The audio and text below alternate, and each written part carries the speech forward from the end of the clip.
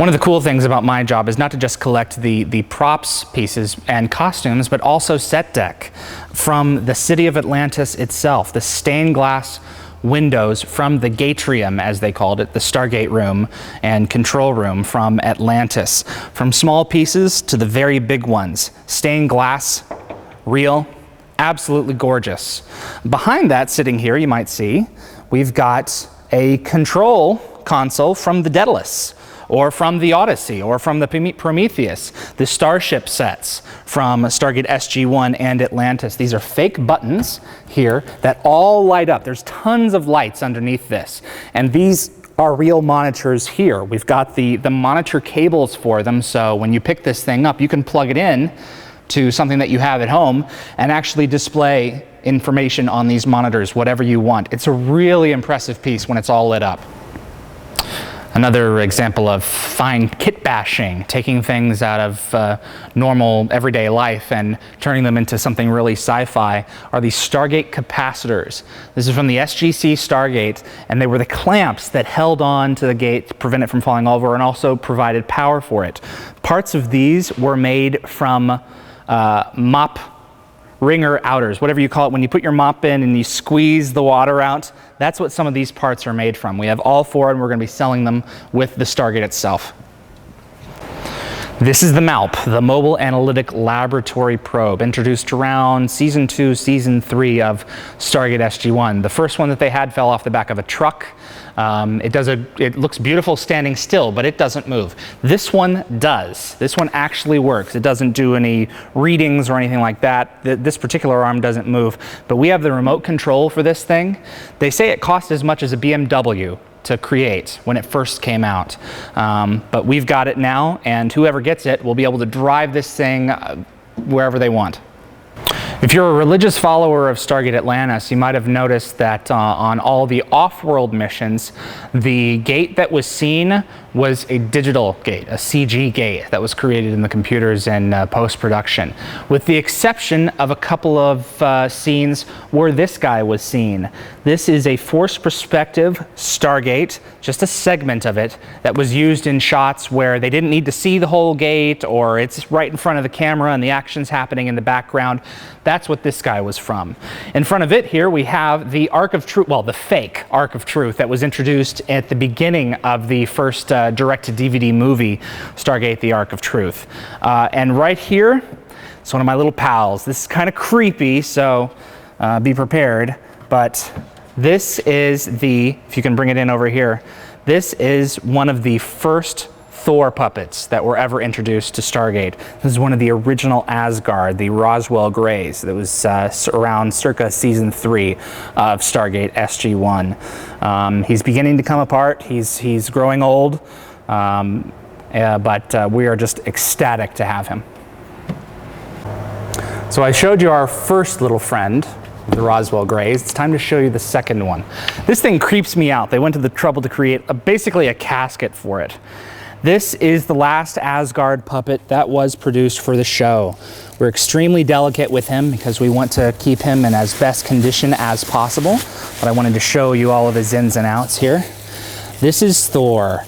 It's currently designed to appear to be the Pegasus Asgard. If you note the rank insignia here, and there's some devices up here. It doesn't get any cooler than this, man. The fact that we've got him in as such pristine condition as we do. Underneath this box is an identical box that holds all of his innards. So you can theoretically plug him all back in and make him work like a puppet again. He is the last version of an evolution of Asgard that took place throughout SG-1 and Atlantis. And it's just, I can't tell you how exciting it is to be able to have him and be able to at some point turn him over and sell him to someone who means a lot to him. Another handful of some really cool items here. The ancient communications terminal, destroyed. We didn't do it. It happened on screen, I promise you.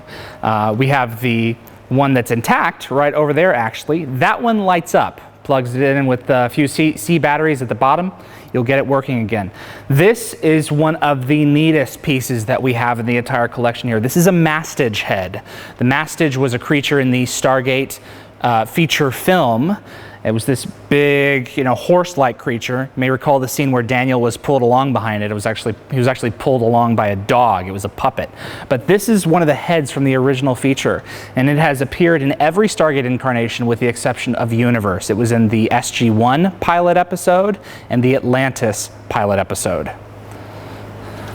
This here is the Ring of Shen-Marak. It's a cargo ship power coil. Another great example of kit bashing, you know, putting pieces together and to get something that's really magnificent looking. This was in Season 9's The Ties That Bind. There's a lot of stuff happening in this corner. We've got more Gould braziers. You plug some gas into this thing and they will light like they're supposed to. Gould domes. A lot of background pieces like this guy here. I'm thinking this is Taweret, the Egyptian alligator god. 50 caliber machine gun. This was in the Stargate SG-1 gate room for all 10 seasons of the show. Of course, it has to be sitting right next to the Gate Room Stargate from SG-1 seasons 1 through 10. That's the original Gate Room gate. We've got it wrapped up in pieces, and we're praying that someone is going to want to buy the whole thing, along with the Stargate clamps up front, so that it can stay together. I couldn't let you leave without showing off some costumes. John Shepard's costume. This is one of his earlier costumes from seasons 1 through 3 of Stargate Atlantis. You've got the Atlantis expedition patch here, and of course the US patch. These are all production made. We didn't make them ourselves, and they are not knockoffs from the fan market. These are the real deal that you get with all of your costumes. This is an ancient uniform from the Stargate Atlantis Season 2 episode Aurora. We finally got to see one of their ancient cruisers. The Janai. Powerful adversary on Stargate Atlantis. These guys were introduced in Season 1's Underground. One of the medical uniforms. We have a lot of background actor uniforms that we do on the show. Elizabeth Weir's uniform from Season 3's Irresistible, denoted by the burgundy colors to signify her command. Tayla Imogen. Tayla is an Athosian, so often, even though she was a member of the expedition, we kind of adopted her. She often had her own style of clothing. She did wear uniforms as well, in this case, uniform pants. Ronan Dex. Good old Ronan. A lot of his stuff was mashed together because he was living on the run for about 10 years. So a lot of it has like very obvious stitching made of animal skins, that sort of thing. This is Shepard's BDU bomber from the last couple seasons of Stargate Atlantis. He went from this gray uniform with the black triangular panels to this straight black. Also the Atlantis and United States patches. Daniel's uniform. This is the blue BDU, usually seen while he was at Stargate Command itself. Includes the SG-1 patch and the Earth patches, typical for any SG-1 costume. The Lucian Alliance. If you've been watching Universe recently, they've been showing off these guys. This is one of the first costumes for the Lucian Alliance. They were originally introduced in SG-1 and then brought into Universe as a new foe. And the typical Stargate outfit, probably the most recognizable. This was the field uniform. This particular one has SGC and Earth patches. O'Neill, Carter, Sam, Teal'c, Cam, and Vala. This was what they wore for the 10 seasons of the show. We have a number of these in all shapes and sizes that we're making available to fans. One of our earliest allies, the Tok'ra. This is their Season 6 costume. When introduced in Season 6 forward. This is actually pig intestine to get this this beautiful style. Just a beautiful costume.